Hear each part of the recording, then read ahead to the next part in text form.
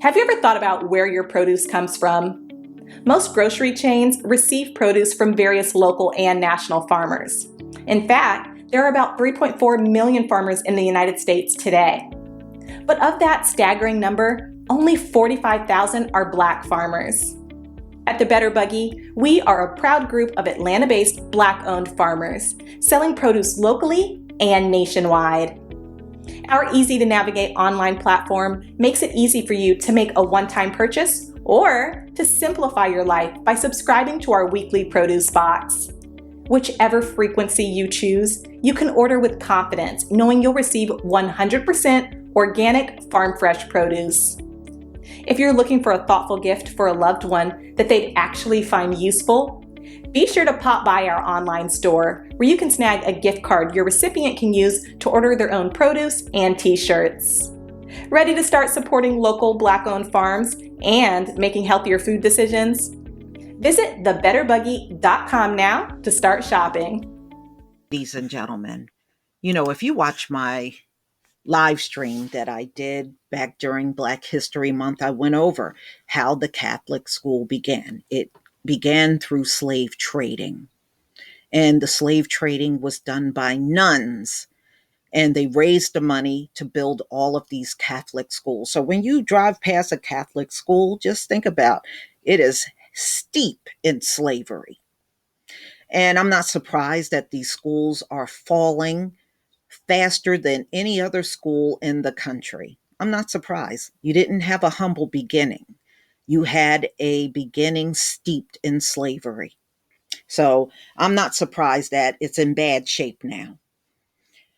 So, ladies and gentlemen, this came out in the Washington Post, March 10th, 2021. Catholic schools are losing students at record rates, and hundreds are closing.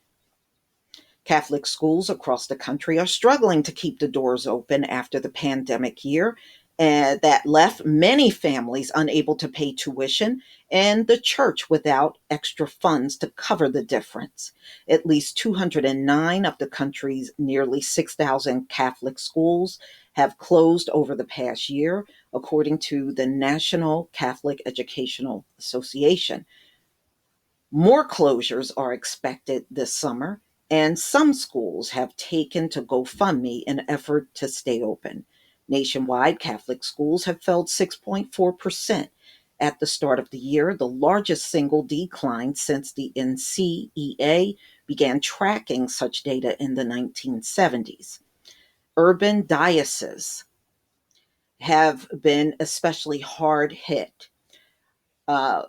Enrollment in schools ran by Catholic Archdiocese of Los Angeles went down 12% at the start of the school year. The Archdiocese of New York enrollment down 11%.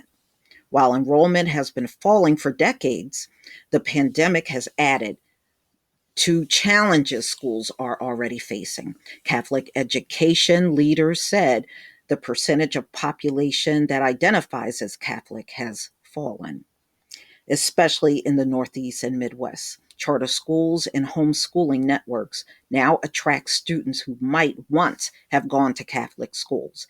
Catholic school tuition, though still cheaper than most private school, has risen to an average of $4,800 for elementary schools and $10,000 for high schools. For many of the low income families whom Catholic schools serve, especially in urban areas, the costs became too much once the pandemic hit the economic crater.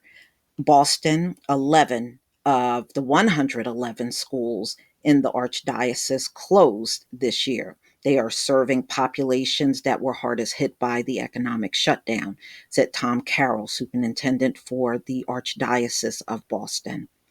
When schools hit financial difficulties in the past, he added the Archdiocese could help keep them afloat. That wasn't possible during the pandemic as in person services shut down and donations plummeted. Because all entities of the Catholic Church were under extraordinary stress at the time, nobody could bail anybody out. Mr. Carroll said. Catholic schools are among a host of nonprofit and business struggling to survive the pandemic. In retail, airlines, and higher education, many entities have been hit by cutbacks, bankruptcies, and closures. When schools closed last spring, Catholic education officials said many families were unwilling to keep paying tuition for remote learning. Many Catholic schools have resumed in person instruction more quickly than nearby public schools. About 85% of Catholic schools were open in person on any given day this year, according to the NCEA. That opening has helped boost enrollment 1.6% since September, though not nearly enough to make up for the declines in initial enrollment at the beginning of the school year. Even before the pandemic hit, about 100 Catholic schools were closing each year, according to the NCEA. In 1970, some 4.4 million students attended Catholic elementary and secondary schools, to the Center for Applied Research in Apostolate, Catholic Social Science Research Institute. This is based at Georgetown University. At the time, almost all students were Catholic, and classes were often taught by priests, nuns, and members of male religious orders who earned salaries far lower than their public school counterparts. Today, about 1.6 million students attend Catholic schools, according to the NCEA. About 80% of the students are Catholic, and lay teachers have almost completely replaced priests and nuns, which has driven up the costs. Though the religious institution remain a core piece of Catholic education, Mass is no longer a daily part of schools.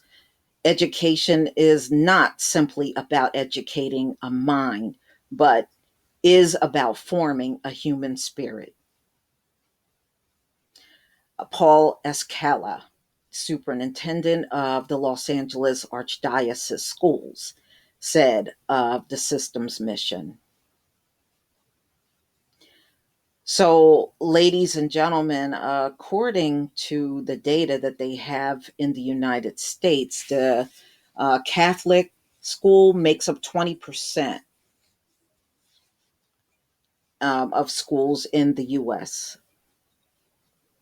Okay, and this is according to a 2019 Pew Center analysis, which is down from 24% in 2007. It is not happening in a vacuum, said Mrs. Donahue. Overall, priority that people are placing on faith in our society has changed. Other factors have contributed to the decline as well. Enrollment fell sharply in the early 2000s during the church sex abuse scandal and fell again after the financial crash of 2008. Some secular families are turned off by the church opposition to abortion and same sex marriage, said Carol Ann McGregor. Well, I mean, I'm not surprised about that. Until recently, major Catholic school enrollment declines were concentrated in the Northeast and Midwest, which were shrinking percentage of the population remain engaged with the church. But enrollment is now falling in parts of the West, where the Catholic population has been more stable. Archdiocese of Los Angeles, home to the country's largest Catholic school system, announced in March that it would close 6 elementary schools at the end of this year. Several, including St. Catherine of Siena School and St. Ferdinand Catholic School, are located in, so they're in a big Latino area. Okay. About 70% of the students in the district come from low income families. Here in California, we're seeing, so they are seeing things that are really similar to what they're seeing in the Northeast. Okay. Gina Franco, a mother of a seventh grader at St. Fernand, has helped lead several protests in keeping. Okay, so she's just a mother trying to keep the school open. I don't know how you're going to do that with a pandemic going on. And the majority of these Catholic schools, they're admitting their students are doing online classes. They don't want to come back to in person classes. So, I understand, many of those people are in the Catholic faith. They probably had their kids in their schools, the Catholic school, for a long time. Boy, it would be nice if Hispanics would research how bad you have been treated historically by the Catholic Church. But, I know many of you wouldn't want to believe it if you heard it. So typical. But y'all, please tell me what you think. Please leave your comment and subscribe. Don't forget to hit on the notification bell, and I'll see you on the next video. Peace, family.